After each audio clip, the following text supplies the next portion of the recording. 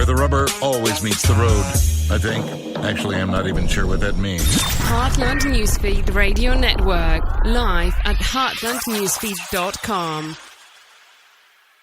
And lucky for our listeners that both you and Farm Week Stan Grant will be covering the event. I really feel like probably for the first time in many, many years, we're really going to get, because it's hard to get all of it.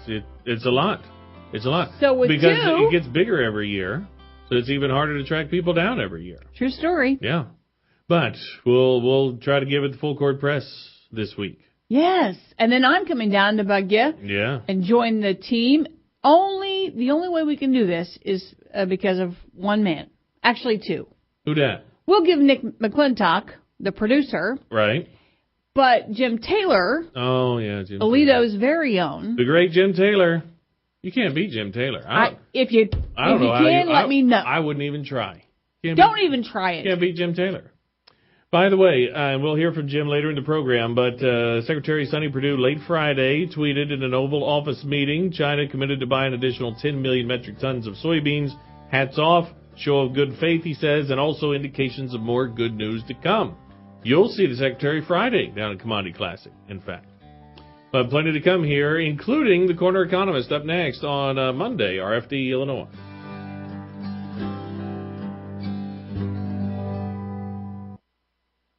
With this week's edition of Farm Week, the early word, here's DeLaw Schonke. Illinois farmers likely face another challenging but not necessarily disastrous year. Robert Johansson, USDA chief economist, provided the assessment during the 95th annual Ag Outlook Forum. Turn to Farm Week for more information from the conference. Illinois Department of Agriculture officials plan to announce a restriction on dicamba use. Learn more in the latest edition of Farm Week, the #1 ag publication in Illinois, arriving soon in your mailbox. No other farm weekly in Illinois has as many people on the ground in Illinois covering Illinois agriculture for you with the depth on key issues to help keep you profitable. And don't forget, you can get daily or even more frequent updates online anytime at farmweeknow.com. Welcome back to RFD Illinois on a Monday. I'm DeLaw Schonke, joined this time over the phone by the senior economist at Illinois Farm Bureau, the corner economist, Mike Doherty. Hello, Mike. Hey, DeLaw. What do you got for me? Well, what do we have this time? We're actually doing this on Friday because we got Mike right after the conclusion of USDA's Ag Outlook Conference you attend every year. When you have year after year in which we have low commodity prices, what kind of mood do you see at an event like that? Well, it's interesting what sessions people gravitate to. In this Ag Outlook Forum this year, clearly the economists and a lot of the market analysts that are here gravitated to the policy and the trade sessions. So you also have ones that are on straight commodity outlooks and issues as disparate or as variable kind of issues out there about ag reporting, statistics, and things that, kind of bread and butter stuff that economists are interested in. But these ones on what's the status on trade and what's the impact of trade and the impact on various farm bill policies, and that was really clearly where people wanted to be. Was there quite a bit of things would be better if only, we could get those tariffs taken away?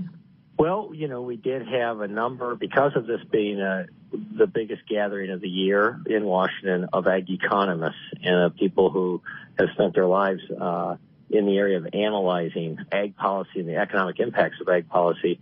We did have a number of the administration's top level people here, Undersecretary of Trade and new positions there, and Sonny Perdue, Secretary of Agriculture, was here. Yeah, there was a little bit of the trying to convey that, hold on, we are making progress and we are going to turn this around. And so there's some robust Q&A, question and answer sessions over those issues. What was the effect, if any, on the shutdown in getting information that, they do on an annual basis? The USDA agencies that are always well represented here at the forum told me that it's been a struggle. They said we are still digging ourselves out from a backlog of reporting that they need to catch up on, but they've largely accomplished that. And to USDA's credit, they have largely caught up on a lot of their past reporting that went fallow because of the shutdown. And there were some delays, but in fact, the very first opening session here, the chief economist, Robert Johansson, said, he apologized and kind of apologized to his staff as well, saying we put a lot of pressure on ourselves and on our staff at the last minute to pull this forum together. But in my opinion, they did a very good job of it. The content was very good and maybe a little sparse in some corners, but overall a good conference. While you were there was some talk about China with $30 billion a year in new purchases. Did that swim around the halls there? There was a report. Yes. And, is there anything to that? There were people maybe mentioning it. I would say that report in passing. It did not have much impact here, no, because, these are ag economists. They want to see it in black and white. That's nice that, that's going on in the political, that's viewed from an economist viewpoint as what's going on in the political world. From the economics world, we were talking about, our actual market projections that we can count on for this year and for next year, for 2020. So that was the focus of the projections here. Gotcha. I tell you, Cartagena, Colombia, and then Washington, D.C., what's the next adventure coming your way? Well, probably the next adventure will be chained to my desk and my computer in the corner for quite a while because so we have a lot of our ag econ and economics meetings take place over the winter if they have to do with agriculture. And this forum was always, the reason they had this third week of February was to get those USDA reports out, those forecasts out before farmers started planting, particularly in the Corn Belt. So once the farmers go back into their spring planting season, then the meetings die out. And so we're back to a more normal schedule. So I won't be traveling around very much for a while. That spring planting can't get here soon enough. Thank you, That's Mike. Right. We'll talk to you next week. All right. Thank you, DeLuff. Corner economist Mike Doherty at Illinois Farm Bureau. Rita's up next on RFD, Illinois. RFD Radio Network's Rita Frazier connects rural routes for you. Rita delivers passion and reliable information to listeners on the RFD Radio Network. Her radio career spans close to 3 decades. Here's a bit about her rural roots. I grew up on a small farm. My job today allows me to connect with people from all walks of life and experience opportunity every day. I get to talk about what I love, farming. Be it routes or roots, RFD Radio, FarmWeekNow.com, and Farm Week keep you connected. Attention corn farmers. Your corn checkoff dollars are working with the U.S. Meat Export Federation to grow red meat export volumes. Because when we're exporting beef, we're also exporting corn. The beef industry consumes 28% of all corn fed to livestock, plus additional corn in the form of DDGs, a co-product of ethanol production. Now that's what we call working an angle. Your checkoff is working corn from all angles. Because of the Illinois Corn Marketing Board, your profitability is our bottom line. A message from the Illinois Corn Checkoff. We're back here on RFD, Illinois. I'm Rita Frazier. USDA Secretary Sonny Perdue calling on agriculture to fight back against the Fear Your Food movement. RFD Washington correspondent Matt Kay reports. Perdue told the 95th Ag Outlook Forum the Fear Your Food movement could harm efforts to feed the world's soaring population and shouldn't go unanswered. This growing fear has the potential to sideline, deter critical technologies that we already use and derail technologies in the pipeline that we already know how to achieve. Perdue urged the ag community to connect with the consumer and fight those spreading fear of food. We need to be transparent because we have nothing to hide. We must get better at telling our own stories rather than letting others fill in the void. Consumers need the truth. Don't fear your food. Purdue argues science has proven through exhaustive testing, hundreds of studies, and food safety decisions in 28 countries, crop protection tools are safe.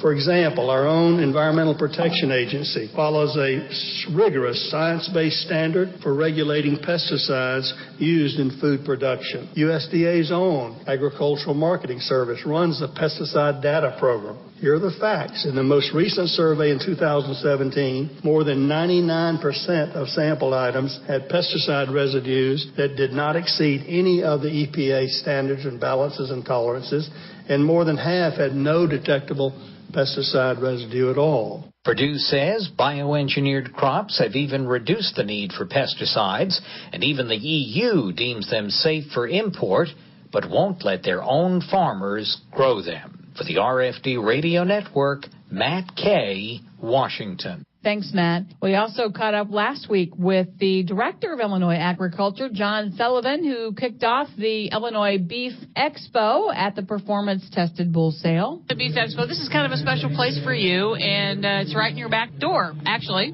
Well, we love it when folks come and use the state fairgrounds here, and anything that we can do to showcase the state fair grounds and livestock. You know, this is a pretty natural fit for me. Other than I'm in a suit, that's the only problem here today. I wish I had my boots and jeans on and I could be out there participating even more. So tell us how the last couple of weeks have gone and where are you in your priorities? Obviously very busy, lots of meetings, trying to fully understand what the Department of Ag does and what the duties and the responsibilities are of the department and the director. Meeting with a lot of my divisions and bureau chiefs and also a lot of folks from within the ag industry, different associations, pork and beef and farm bureau and corn growers and soybeans and others. Spending a lot of time on, got a couple of issues right now that we're dealing on. Dicamba, the dicamba drift issue is certainly taking a lot of our time and discussion. Industrial hemp is something that we're spending a great deal of time on, trying to get the rules in place so folks can grow that. And then, yesterday the governor gave his budget address. Department of Ag's budget was pretty flat for the most part, which we were glad that we didn't see any reductions. We've got a couple areas that we want to try to increase some of those numbers, and we're going to work on that. Our staff, we got a great staff here in Springfield and across the state for that matter, but we went from 600 and some employees down to 300 and some, so there's some areas that we could use some additional help, and we're going to work on that as we move forward. Illinois Director of Agriculture John Sullivan. We also learned last week that Colleen Callahan was named as the Director of the Illinois Department of Natural Resources. Colleen explained that all of her previous positions and posts have prepared her for this new director position, including her time as Director of Illinois USDA Rural Development. When you stop and think that natural resources impact all of us, no matter where we live or what our profession is or what kind of extracurricular activities we enjoy. Natural resources impact all of us every day. And as it relates specifically to water, we know that we can't live very long without water. And at USDA Rural Development, one of the programs is the Water and Waste Program. So I had an opportunity then to learn more about not only water quality and water availability, but the aging systems that we have in our small rural communities. The old water towers that we see as we travel across the state, that's what we see above the ground, but we never really stop to think what's below the ground that's transporting that water. Many of those systems put in place in the 30s. Those underground pipes are Swiss cheese now, and so we lose water underground that we don't see. And then we also have to ask about the quality of the water. And then the water from an agricultural perspective, when we talk about our nutrient loss reduction and our strategy there, that seems like and sounds like it is an agricultural issue, but it is an issue that absolutely impacts all of us. So there are cross responsibilities between the Department of Agriculture and the Department of Natural Resources as to how we manage our water and make it available not only for use agriculturally and irrigation, but also in the water systems in the places that we call home. So as you take on this new role, we're talking here on the 22nd of February. What does your calendar now look like? And I know that you're anxious to get your feet on the ground and go forward. Well, I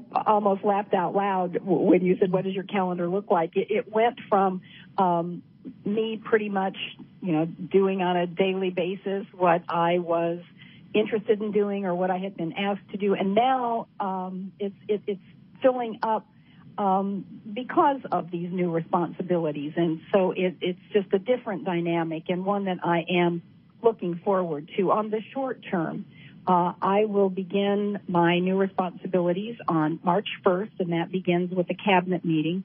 And so meeting and interacting with other new appointees, meeting, of course, with the governor and getting your sea legs, if you will, and then actually being in the office in Springfield then the next week. Colleen Callahan named as the new director of the Illinois Department of Natural Resources. Hear the complete interview later this week on RFD Today. We'll break now for markets and weather. With the RFD Ag Market Summary for this Monday morning, I'm Jim Taylor. Corn steady, beans slightly lower, and wheat ending Friday slightly higher. March corn closing at $3.75 1/4, down 1/4. May corn up 1/4, $3.84 1/2, and July corn $3.92 1/2, up 1/4. March beans closing at $9.10 1/4, down 3/4.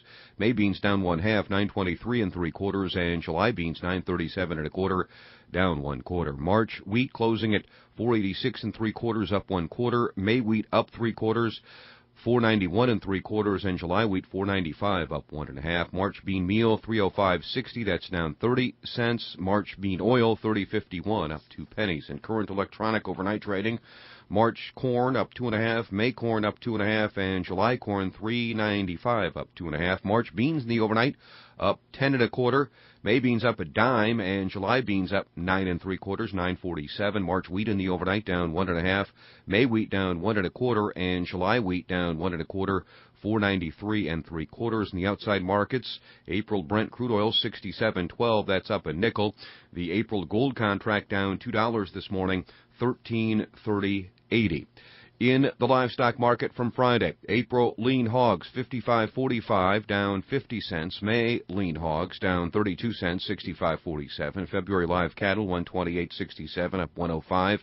April live cattle up 27 cents, 128.87. March feeders 142.90, down 32 cents. April feeder cattle 145.30, down 22 cents. Illinois direct barrels and gilts trading $1 lower on Friday at 25 to 33. That's the RFD Ag Market Summary for this Monday morning. I'm Jim Taylor for the RFD Radio Network. Good morning. This is Dan Hicks from Freeze Notice Weather with the early morning weather update on the RFD Radio Network for this Monday morning. The storm system that moved through the Midwest over the weekend produced some 1/4 to 1 inch melted precipitation amounts across a large part of Illinois. Some mixed precipitation fell Friday night into early Saturday in the central and north. This generally changed to rain and drizzle, though, as temperatures warmed above freezing. Farther south in the state, rain and thunderstorms occurred from this system. Daytime highs on Saturday warmed into the 30s and 40s over the northern half of the state, with a few southern locations in Illinois close to 60 degrees. On the backside of this system, windy, colder conditions pushed eastward across the region yesterday through last night, with strong west to northwest winds bringing colder Canadian air back into the region, as well as some areas of light snow or flurries. Temperatures early today have dropped down to near zero in a few far northwestern parts of Illinois and range up into the 20s in the south.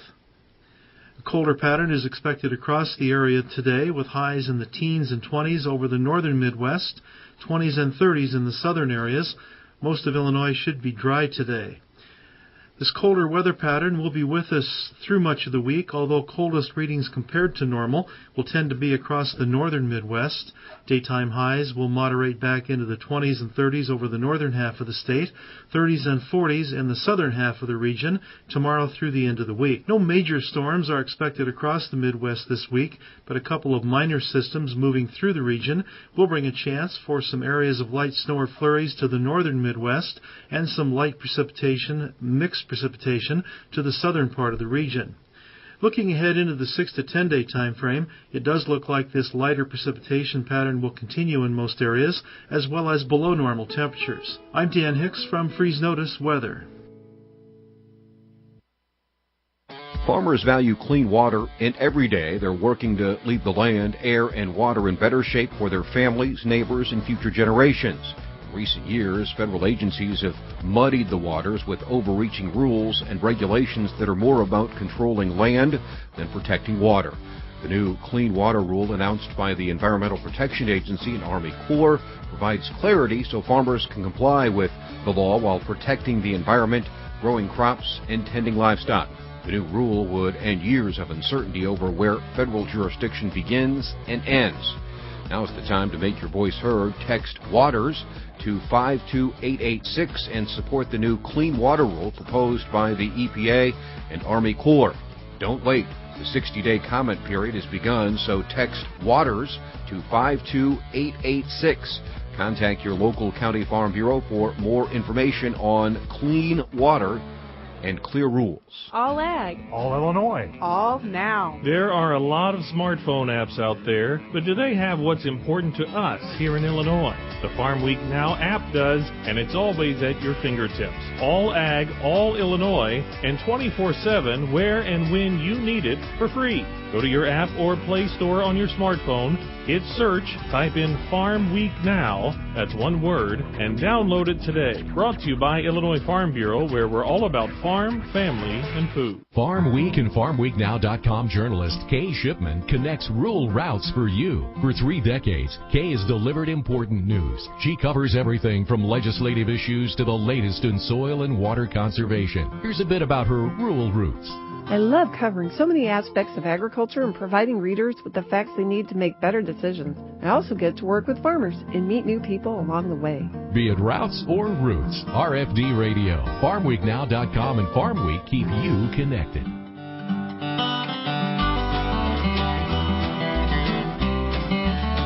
That'll do it for RFD Illinois on a Monday. Let's salute an Illinois community, shall we? We shall. Gays in Moultrie County. Yes. It's right on 16, home of the 2-story outhouse. Interesting. Yeah.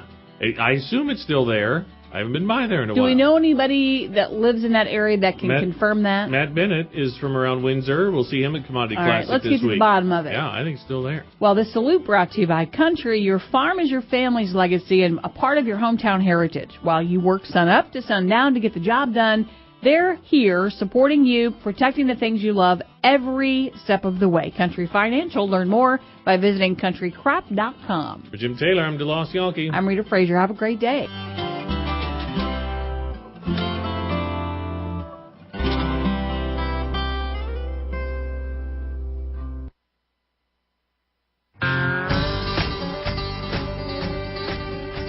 Thank you for joining us here on the RFD Radio Network. Hey, you know, a great way to reach farmers, reach those in agriculture, is through local radio. In fact, Rita, from the National Association of Farm Broadcasters, they have research that shows that farmers listen, 87% say they listen 3+ days a week, 74% say they listen 4+ days per week. We're proud to be able to provide a service for stations all over the state that touch farmers at a very direct level. It's already been 2 months since Christmas. How about that? Yesterday, goodness sakes, the highest wind speed I saw, I didn't check Quad Cities as much as I should have. Aurora, the airport there, had 64-mile-an-hour winds yesterday. The Executive Airport at Wheeling, 62. Bloomington, 62. O'Hare, 61. Springfield Capital Airport, 61. Champaign Willard Airport, 60. Decatur, 60. Midway, 59. St. Louis, 56 miles an hour.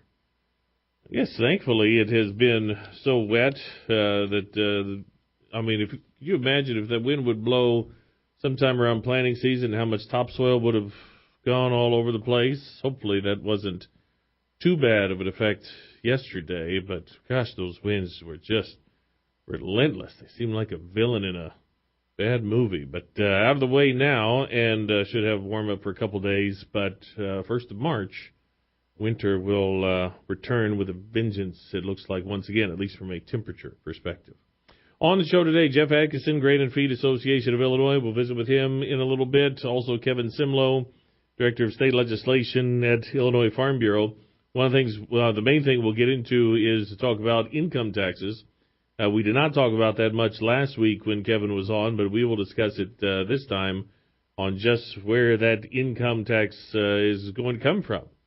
And we'll get into that. And it is a Monday. We'll talk to the folks at AgriVisor as well. So let's get our first break out of the way, and when we come back, we'll talk with Jeff Atkinson, Grain and Feed Association. They had their annual convention a week ago in Schaumburg. We'll talk about that a little bit, plus more issues as well. On a Monday, RFD today. And after this, off to Commodity Classic. We'll have reports from Classic throughout the week on this program as well. It's in Orlando, where the temperature will not be 30. Hi, I'm April Jewell, a teacher in Ballard County School District in Kentucky. Last year, we received word that our school had been selected to receive a $25,000 grant from the America's Farmers Grow Rural Education Program, sponsored by the Monsanto Fund, a philanthropic arm of Bayer. The grant is designed to help further science, technology, engineering, and math education. We used it to upgrade the technology in our classrooms to enhance health science curriculums and better prepare our students for various career paths. Now through April 1st, farmers can nominate a school district to apply for $10,000 or $25,000 grants aimed at improving STEM education. I would encourage all eligible farmers to nominate today for a chance to make a lasting impact in countless classrooms. The process takes less than 5 minutes, and farmers can nominate their school district by visiting americasfarmers.com. That's americasfarmers.com.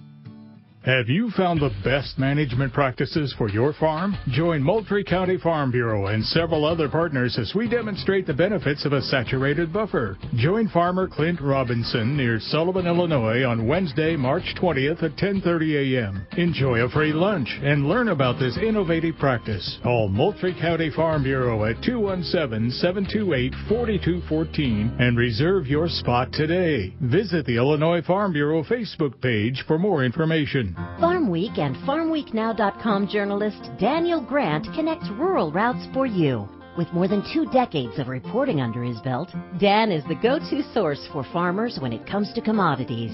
Here's a bit about his rural roots. I grew up on a grain and livestock farm near Roseville in Warren County. What I love about my job is working with people, traveling across Illinois, and visiting farms along the way. Be it routes or roots, RFD Radio, FarmWeekNow.com, and Farm Week keep you connected.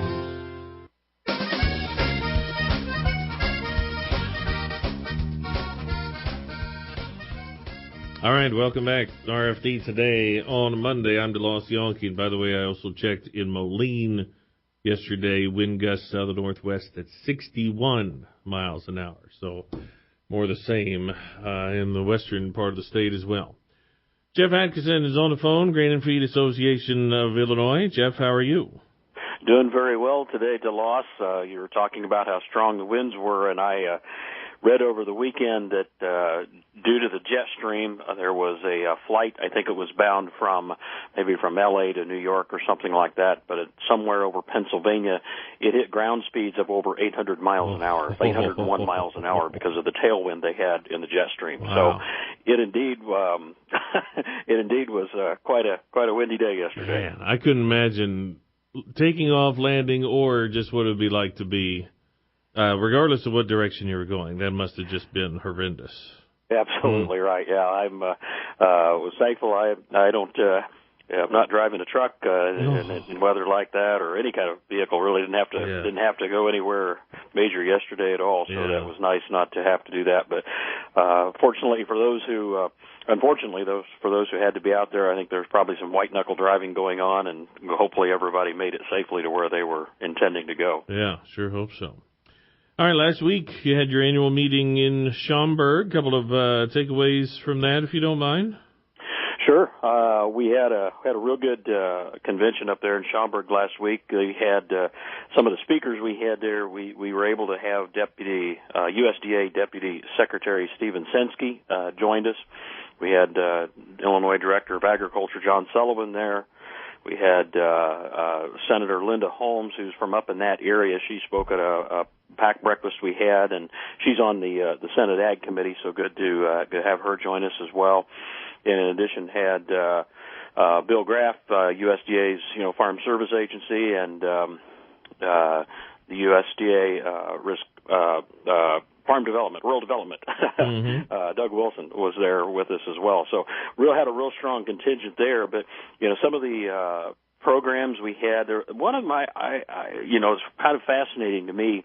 There's a whole new system being developed that a new kind of vessel for the Mississippi River that will carry containers. And I don't know how many people, maybe many of your listeners have already heard about that, but there's a whole different kind of vessel that would allow containers to be placed on these vessels up here in this part of the country. Higher speeds, different design that would allow it to get down the river quicker. They're going to be building a new port down south of New Orleans. It's called the Port of Plaquemines, and it is a new type of port. It's farther down the river, so they can bring up deeper draft vessels to that point and just basically transload from these new vessels to the ocean-going vessels. Sounds very, very interesting and very promising. It's still a few years off. They've got financing to get in place and some things like that. But it's a fascinating concept, and if anybody hasn't heard about that yet, they are certainly looking for partners and people to work with in this part of the country. So, based on the notion of new vessels that can do great things and things that we could never do before in the current lock and dam structure, seems like a difficult combination. Did they talk about that at all? I mean, how much will have to be improved just to be able to move them up and down? Well, these vessels are being designed to still work within the current lock and dam system. Wow. Granted, the lock and dam system, as we know, does need upgraded and worked on, but this would allow those vessels to still be able to work within this particular lock and dam system. I mean, right now, the industry has developed some systems whereby you can put containers on regular barges. It's not as efficient. It's not as at least this is what the part of the sales pitch is, I guess, from them, is that it's not as effective, it's not as efficient as far as loading, unloading, and lots of things like that.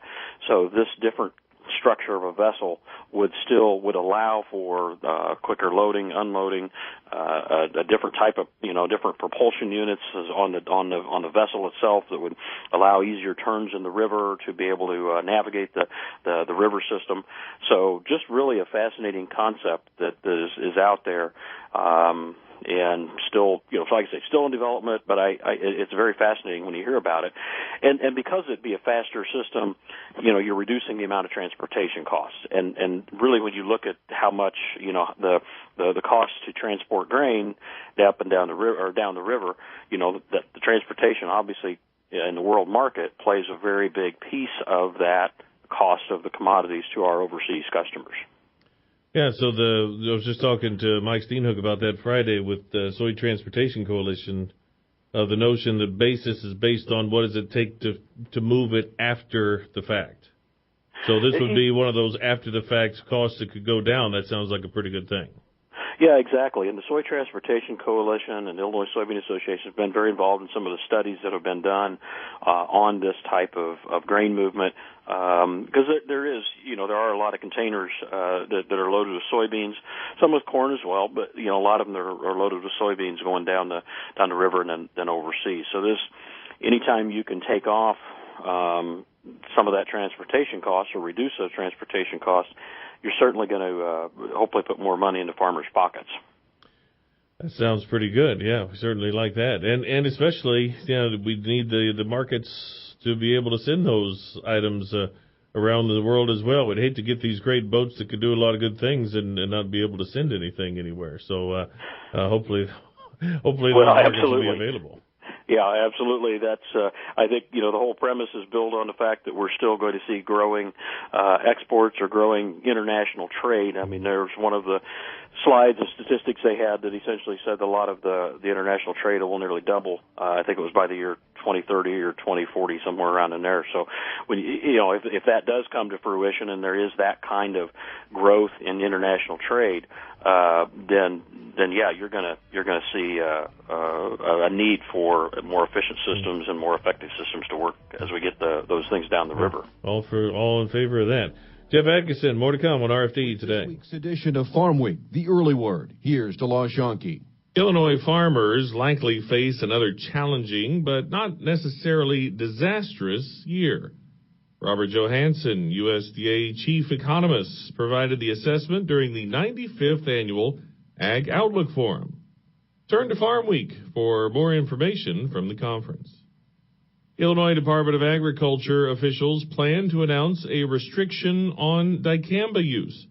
Learn more in the latest edition of Farm Week, the #1 ag publication in Illinois, arriving soon in your mailbox. No other farm weekly in Illinois has as many people on the ground in Illinois covering Illinois agriculture for you with the depth on key issues to help keep you profitable. And don't forget, you can get daily or even more frequent updates online anytime at farmweeknow.com. RFD Radio Network's DeLoss Yonke connects rural routes for you. DeLoss delivers essential farm and food-related news to our listeners. His witty voice has been heard on the air for more than 2 decades. Here's a bit about his rural roots. Growing up on a farm prepared me for my career. I try to know a little about a lot of things and let the people I interview be the experts. I've always wanted to be on the radio. I'm just happy to do what I enjoy. Be it routes or roots, RFD Radio, FarmWeekNow.com, and Farm Week keep you connected. We know you want the best for your family. We do too. That's why Illinois farmers continually look for new ways to help. We're working with Mother Nature to preserve water, protect land, and provide food.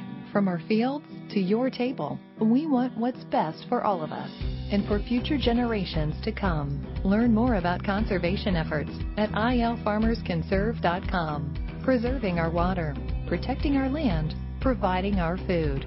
This message brought to you by Illinois Farm Bureau. I have a lifetime of experience as a financial planner, a lawyer, a homemaker, an educator, a mechanic, a nurse. You know what I am now? I'm a Senior Corps RSVP volunteer. I build homes and young minds. I build parks and playgrounds. And support our nation's veterans. I build gardens and help families with their finances. I build healthy futures. And organize disaster relief. I build teams and friendships. And families. I build lives and communities. And myself. I'm a builder, and I lead by experience. How about you? Join Senior Corps RSVP. Lead by experience. At seniorcorps.gov.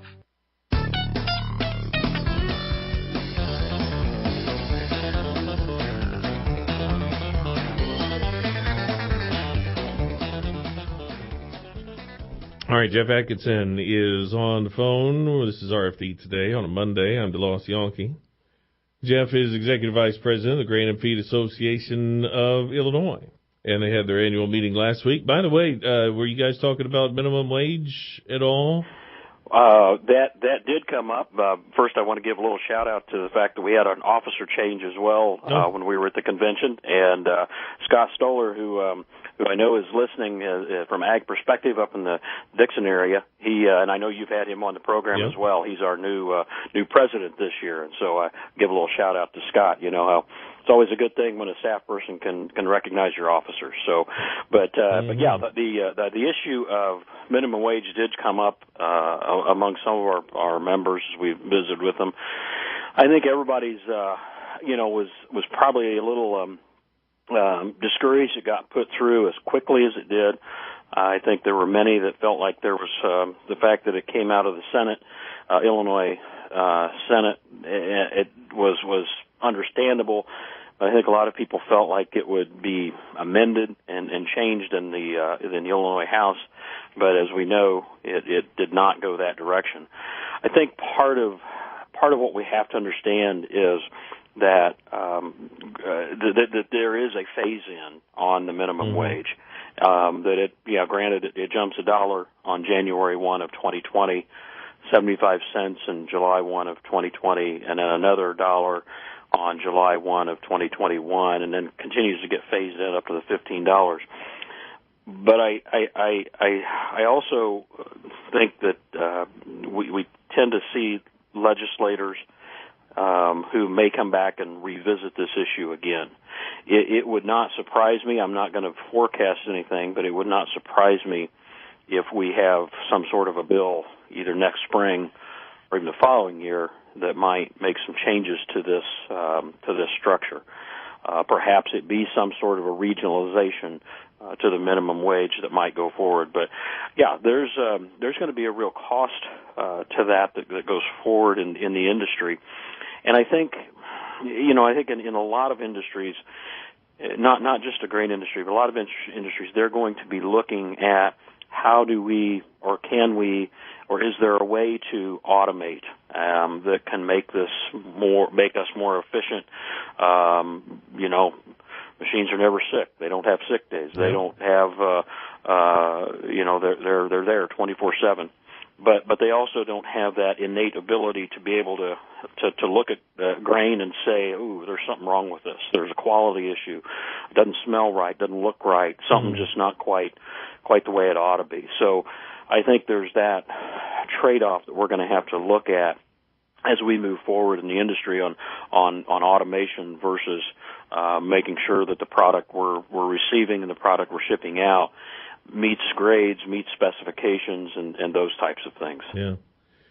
In the time we have left, with winter being what it has been, hopefully those that have wanted to do some sort of project, whether that's build a bin or any kind of structural change like that, hopefully that's been off to a good start this year. Yeah, I think it has been.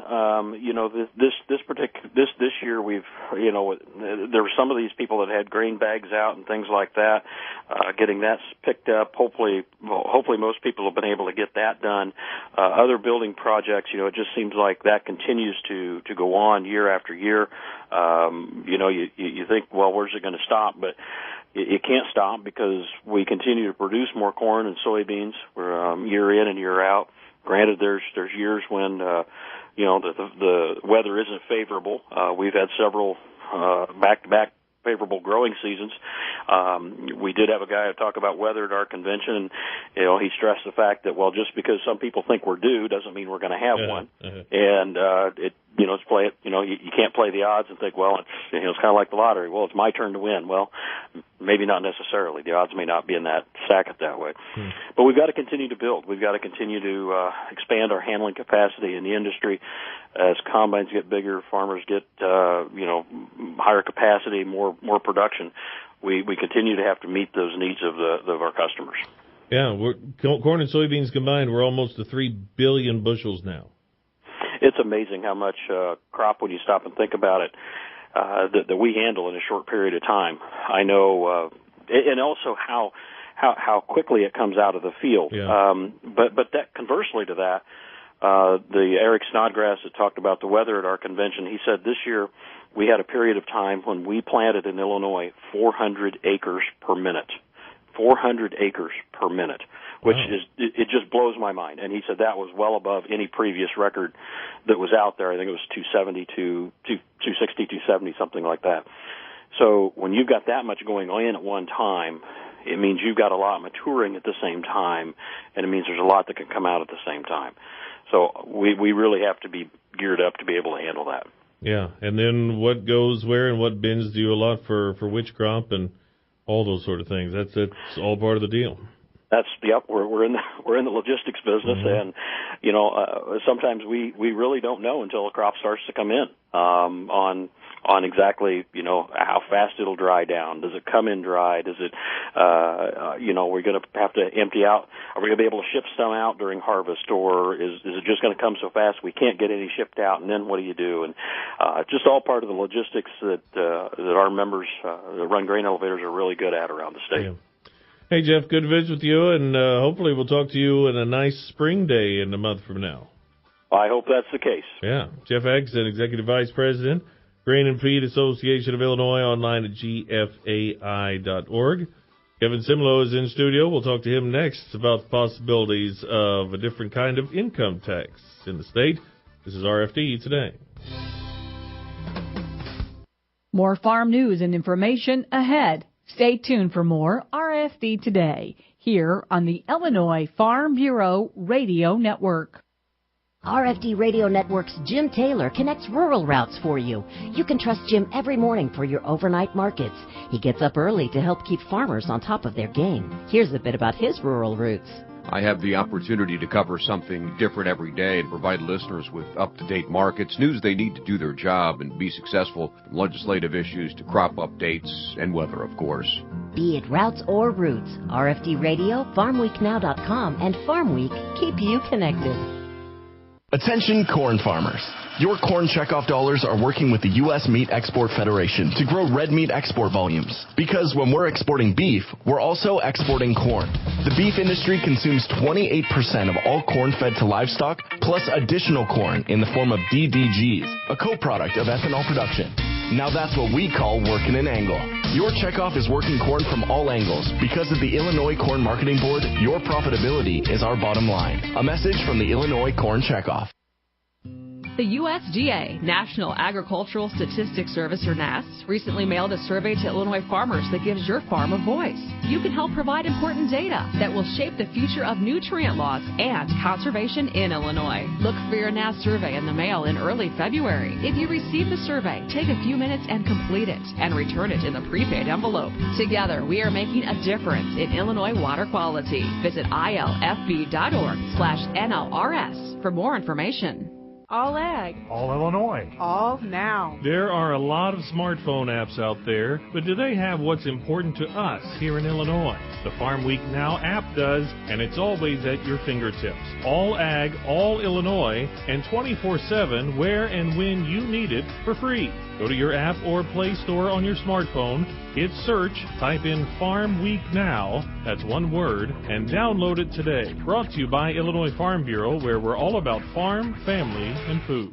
Farmers value clean water, and every day they're working to leave the land, air, and water in better shape for their families, neighbors, and future generations. In recent years, federal agencies have muddied the waters with overreaching rules and regulations that are more about controlling land than protecting water. The new Clean Water Rule announced by the Environmental Protection Agency and Army Corps provides clarity so farmers can comply with the law while protecting the environment, growing crops, and tending livestock. The new rule would end years of uncertainty over where federal jurisdiction begins and ends.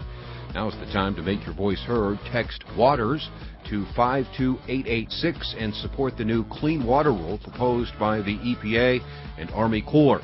Don't wait.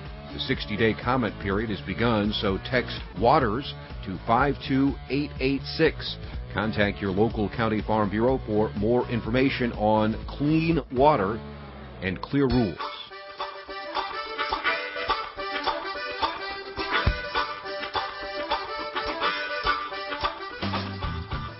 All right, welcome back to RFD Today on a Monday. I'm DeLoss Yankee. Kevin Simlow is in studio, Illinois Farm Bureau's Director of State Legislation. How are you? Pretty good. How are you? Good. Now, we just had you in last week, but there's so much to talk about. We wanted to bring you back in and talk about some more. In particular, this case, the notion or the thoughts and also the strategy that could go behind changing the income tax structure in the state. So last time when you were in, we mentioned that this would have to be done by the ballot, and then we moved on to other things. So just for a recap, what we have now and one of the possibilities that seems to be, I don't know if it's gaining momentum, but it might be pushed quite a bit at this point. Sure. Well, currently, the Constitution says that we can have a non-graduated income tax. It's just a broad power. Then the General Assembly, through law, has the ability to then set the rates, exemption levels, and those things. So what is being proposed is the governor has, of course, said that he supports a graduate income tax. During his budget address, he is hoping that within 2 years they will have a graduate income tax, which will then generate enough money to help fix this financial crisis the state is having. But in doing that, they've got to place a question on the ballot. So the General Assembly has to approve it by a supermajority vote, and they have to place it on the ballot by the beginning of April of next year to have it on the ballot by November of 2020. And then the voters have a chance to vote on that. And then the way it works is when the voters vote, it's always usually at the end of the ballot. Mm-hmm. The Constitution says that if a supermajority of the voters voting on the question approve the measure, it is put into the Constitution, or if a majority of those voting in total support it. Because when you look at the voter breakouts, you always have more people voting in the election, and by the time they get to constitutional amendments, they don't vote. So that's the way it was set up, so that you can do it either way. Because when I go into the ballot box, especially for 2020, then there'll be different things on there of local officials, state officials, that sort of thing. And then at the end, then it comes up with those 3 ballot questions. Right. And they may or may not get, those boxes may or may not get checked in. Correct. 2020 will be a presidential election. Yeah. So everybody will be real hyper and active, and they'll vote on those. Then you vote for U.S. Senate. Yeah. And then you vote for General Assembly, and then local offices, and then you get to the back of the ballot, which is those technical questions. And they have to put the language on the ballot, so it's confusing. They have to do public campaigns and things to explain what those questions are by mail to all the voters. But it's still very technical in nature, and most people, the voter response on a ballot initiative goes down from those that actually vote. Wow. So that could impact how they how they read that or how they count that. Yeah, that's the way. That's why you've got those 2 different thresholds. Okay. So supermajority. So in the General Assembly, is that 3/5? 3/5. So you need 71 votes in the House and 36 in the Senate to place this ballot on the question. To place the question on the ballot.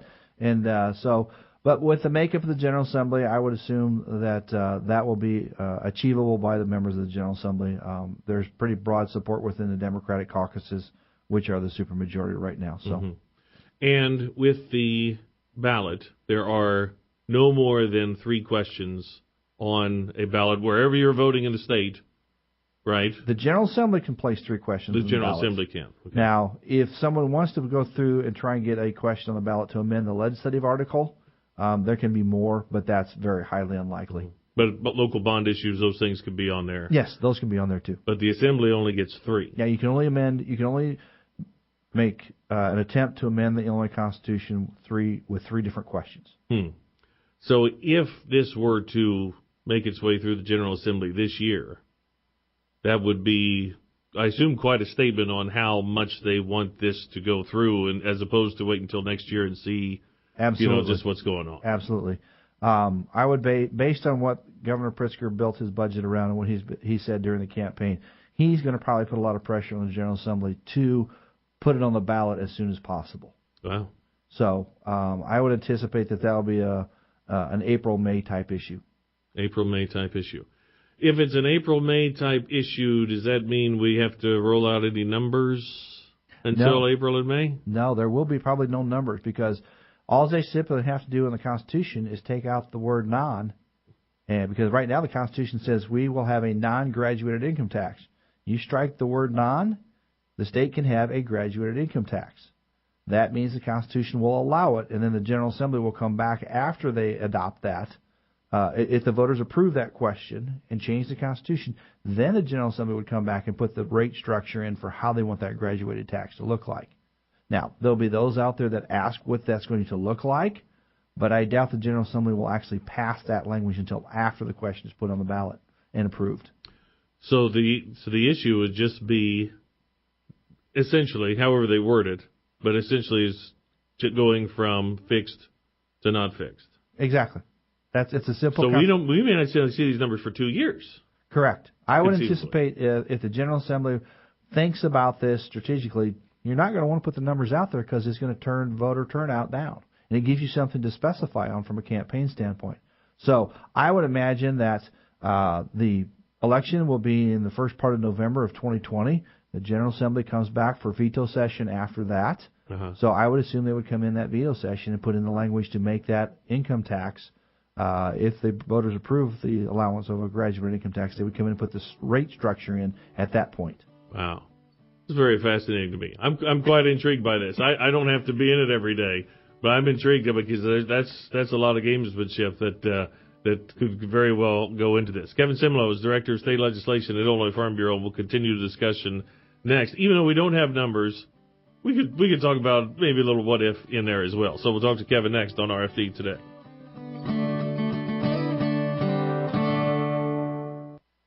When it comes to social media, Sabrina Berkowitz connects rural routes for you. Sabrina covers a broad range of ag topics, so Farm Bureau members are the first to know about key issues. Here's a bit about her rural roots. I grew up with a grain and livestock farm in my extended family, and today I really enjoy helping people learn how to use social media to advocate for agriculture. Be it routes or roots, RFD Radio, FarmWeekNow.com, and Farm Week keep you connected.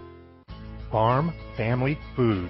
Those three words best describe Illinois Farm Bureau. Farm. For 100 years, Farm Bureau in Illinois has represented and served the men and women who make Illinois one of the top food-producing states. Family. At the heart of rural Illinois are traditional farm families who work together through Illinois Farm Bureau. And food.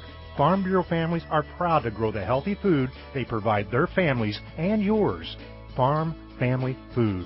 The heart of Farm Bureau in Illinois. Let's check the markets on the RFD Radio Network. I'm DeLoss Yankee.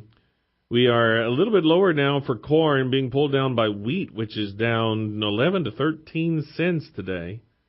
March corn down 3.74 and a quarter. May down a half cent, 3.84. December down a quarter, $4, 1.5 cents. March soybeans up 5.5, 9.15 and 3/4. May up 5 3/4, 9.29 and a half. November up a nickel, 9.59 and a half. It was after the trading session Friday when Secretary Sonny Perdue broke the news via Twitter that China had committed to buy an additional 10 million metric tons of U.S. soybeans and also said indications of more good news to come. Meanwhile, wheat for March is down 13 and a quarter, 4.73 and a half. July down 11 and a quarter, 4.83 and 3/4. April hogs down 2.12. April cattle up 70 cents. It's the RFD Radio Network.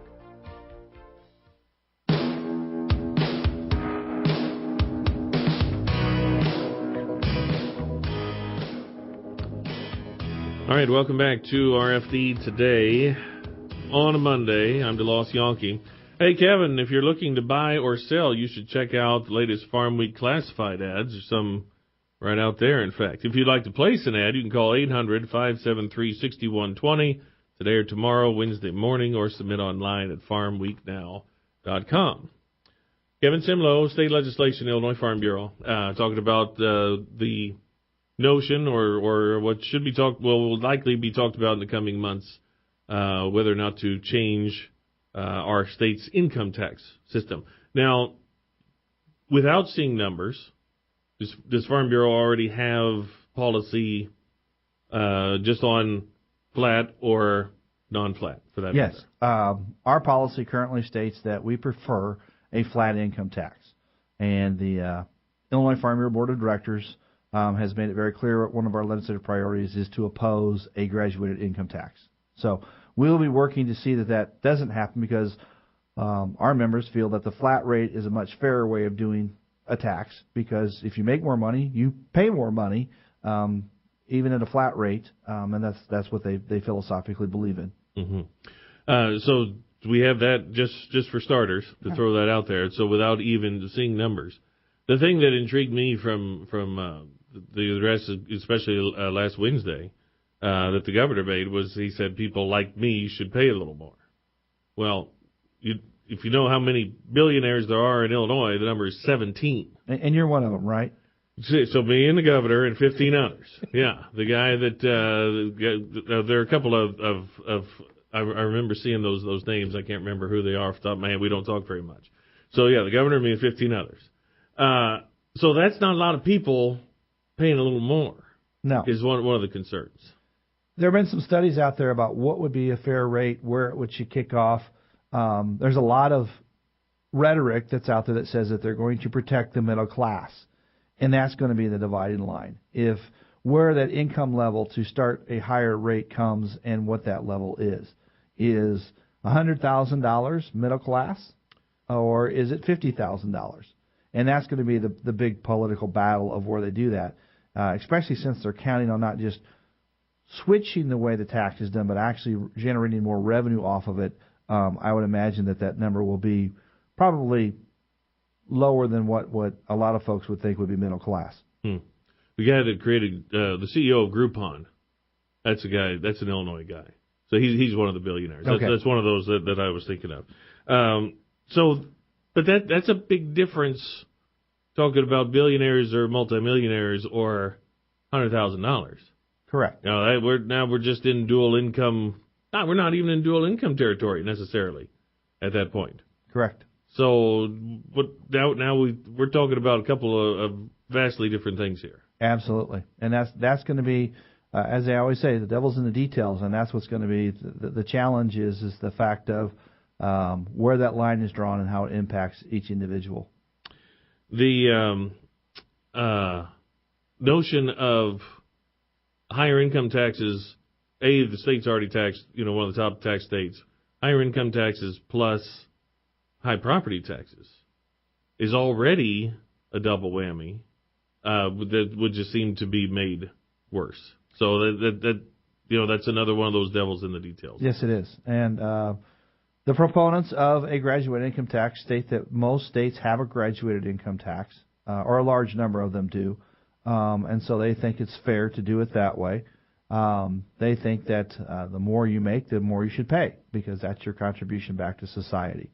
So that's some of the arguments that they will probably make, and that's what's going to be out there. It's going to be a heated debate, that's for sure. Jerry Reinsdorf is also on the list. I forgot about that. Bulls and the White Sox. Okay. Another guy we haven't talked to quite a bit, at least not recently. So he won't return my calls.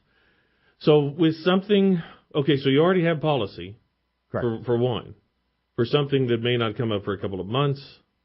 And for something that we don't see the numbers out, maybe even after the whole ballot issue takes place, what do you do from your standpoint, or what do groups do to talk about something that still, even for a couple of years, can be not completely concrete? I mean, the thing about this is you get two bites at the apple. Because the General Assembly has to put it on the ballot, so there's one chance to go and influence policymakers and lobby them to say that this isn't a good thing to do. And then the voters have to have a chance. And so there will be a public campaign, probably by the proponents and most likely by the opponents, to state what the positives and the pros and the cons are of this issue right up to the election. So not this coming fall, but the fall after that, you're going to have a presidential campaign, all these other campaigns, and then you can have this issues campaign out there if the General Assembly puts it on the ballot that people will be making their points and viewpoints known at that point in time. Wow. Did anything that we saw about the minimum wage and how quickly that legislation went through and was signed, would anything like that give us an indication of what could happen with either this or other key points or that are high on the priority list? I think this will be one of the key points that the governor pushes. But since it's a constitutional amendment, it's got a little bit different political dynamics, especially with this two-phase approval process it has to go through. And then the General Assembly doesn't usually like to put constitutional questions on the ballot this early. They usually wait till April of the year of the election. They have to do it 6 months before. So there's going to be some pushback, but from a PR standpoint, I would imagine that we'll probably see it in April or May, that this will be a big push by the governor's office. There's no chance it'd be on the primary election, in the spring. No, it's got to be the general election. Okay, that's one of the reasons that bond issues go into primaries, is just get people out and make sure they vote. Yes, for that matter. Your voter turnout in a primary election or even the consolidated election are a lot lower than what you see in presidential, but the Constitution says it's got to be a general election. Gotcha. Meanwhile, we do have, regardless of what happens with this, we still have a lot of unpaid bills and a lot of unpaid bills, a pension payment that keeps increasing. Now with the minimum wage increase when it hits in January, the state's going to have increased costs with that. So lots of things that just keep increasing costs with the state of Illinois. The governor, of course, in his budget has some stopgap issues. We call them stopgap, but you're still talking $1 billion worth of some type of revenue increases that he's looking at. So it's just trying to figure all that out. $1 billion of new money would hardly makes a dent in the unpaid bills and the pension ramp that's out there. Wow, that's fascinating. So yeah, how much do you need to come up with, and then where are you going to get it? That's right. If it was easy, we would have answered that a long time ago, right? And they would have answered a long time ago. Gotcha. Kevin, thanks so much. Appreciate it. Anytime. This is awesome. Kevin Similo, it's fascinating stuff. Appreciate the conversation. Director of State Legislation at Illinois Farm Bureau, and many other things to be watching as well this year, including things like Livestock Management Facilities Act and other items. Also, something that we will talk about probably later in this week, there was an article, I believe Kay Shipman wrote it at farmweeknow.com, it's probably in this week's Farm Week. Department of Agriculture, by Thursday, it's expected maybe by Thursday there could be a state restriction involving dicamba applications. And if that comes forward, we will certainly have a bit on that on RFD Illinois as well as RFD Today later in the week. When we come back, we'll talk grain markets with the folks at AgriVisor on RFD Today.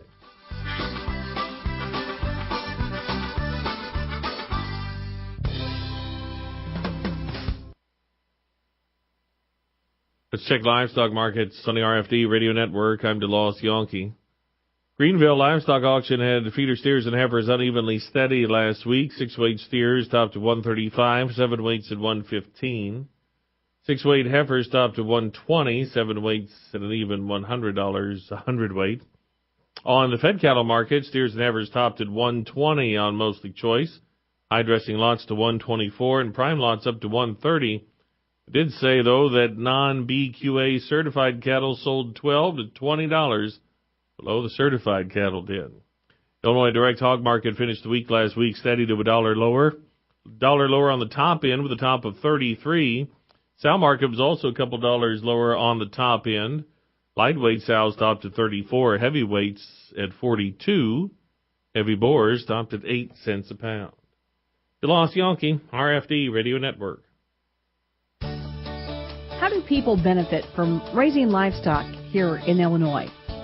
Rich Giebert, Illinois farmer, president of the Illinois Farm Bureau. Well, growing up on a livestock farm was always interesting, and I enjoy it more today than I did back then. But it did give me the opportunity to have a good work ethic, learn to get up in the morning. And that was difficult during my senior days at high school and college days. I had a tendency not to go to bed at a respectable hour.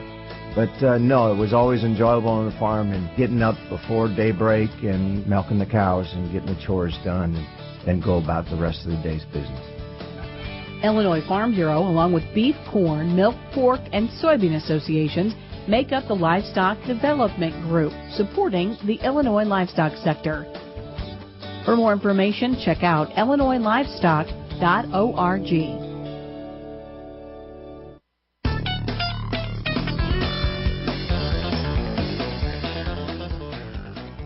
All right, we're back on RFD Today on Monday. I'm DeLoss Yonke. The one I was looking for in the billionaire list, by the way, was a gentleman named Ty Warner, who is the creator of Beanie Babies, also on the list of Illinois billionaires. And then there's Dale Dirkholz, senior analyst at AgriVisor. Dale, how are you?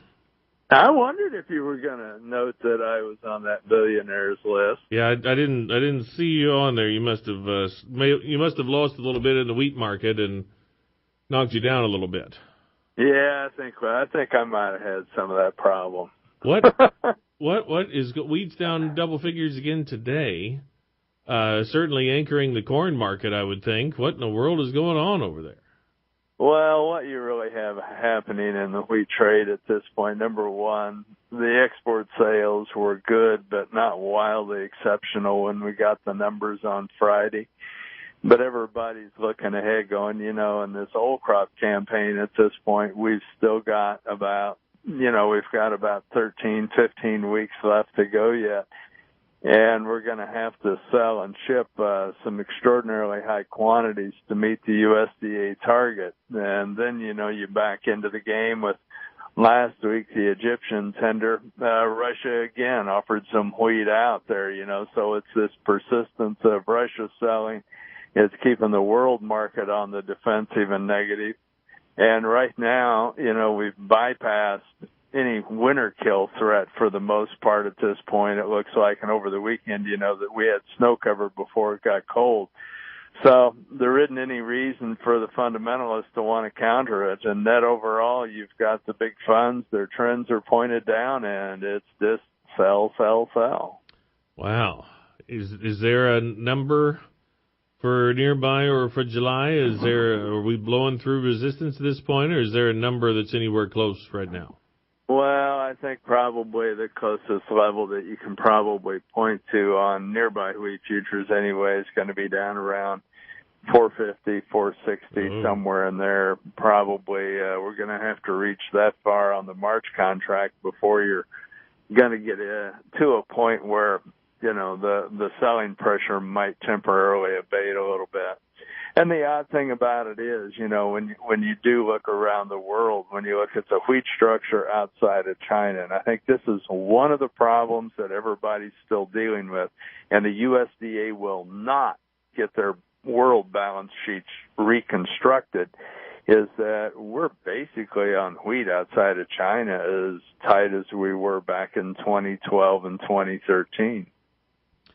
We do not have a world awash in wheat, even though it looks like it, but China's going to hold over half the world inventory, and that inventory isn't available to anyone else. Right. Well, last year we had such a terrible year in some of the key growing states. Statewide yield averages were just horrible. And now this year, the forecast remains for fewer acres. But that doesn't seem to solve anything in the near term, does it? Well, we're in this odd place. We're beyond winter kill for the most part, although it could still rear its head. But we're really before we start to get worried about the wheat crop, whether it's here in the U.S. or the other place I'd point to would be the Black Sea. When spring weather, which really is the most important period for wheat from a weather standpoint, when spring weather can really come into the picture and have a play. Soybeans were higher today. Now, it was after the bell Friday when the announcement came that China's going to buy more. Is that helping us at all today?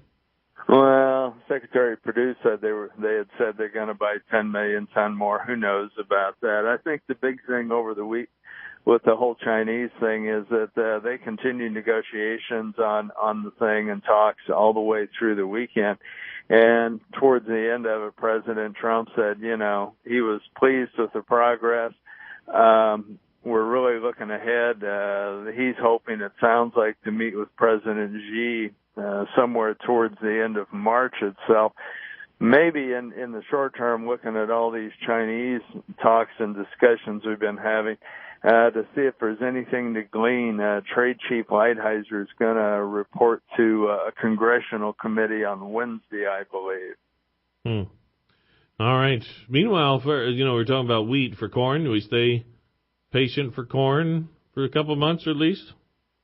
No, I think there's reason to not be too pessimistic at this point. You know, the acreage numbers were up on Friday, but that's a number everybody had been building into their equation anyway, so there wasn't anything to speak there.